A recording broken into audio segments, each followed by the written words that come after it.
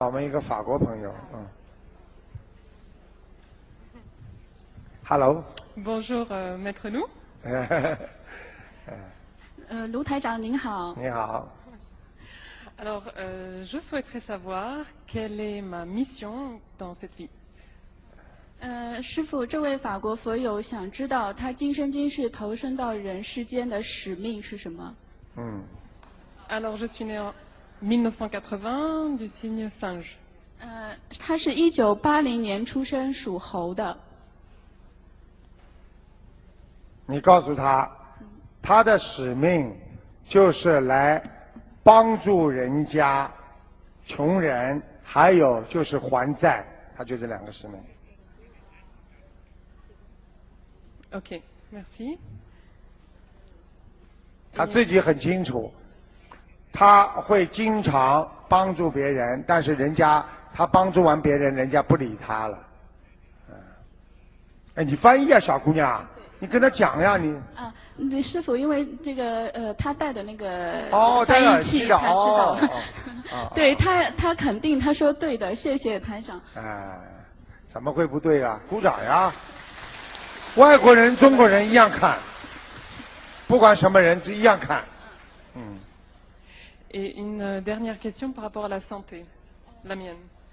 第二个问题想问一下他自己本人的健康状况。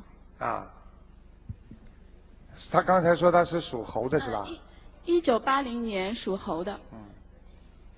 你告诉他，他这个咽喉部分呢非常不舒服，经常会咳嗽，这里很干。对的。还要讲下去了，还有他的腰很不好。大爷。对的。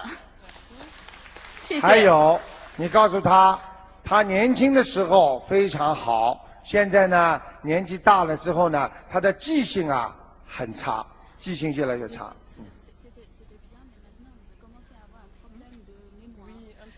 是的，有一点开始了。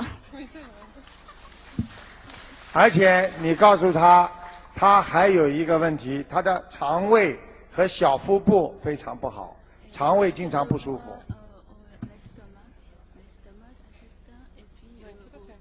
对的，完全正确。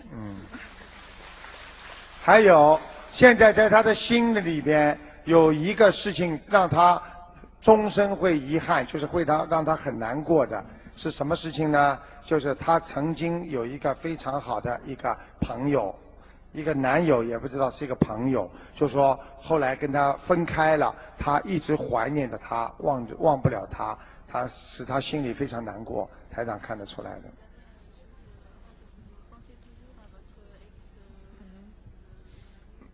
Oui, ou un ami très proche, tout à fait. 是的，他现在还经常想的一位曾经非常亲近的朋友。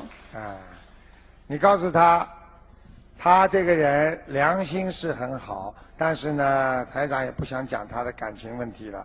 我就是希望他呢，就是把身体弄好。身体呢，他以后晚年会出现一个很大的问题，就是关节，他的关节会很差。D'accord, ok, merci. 谢谢。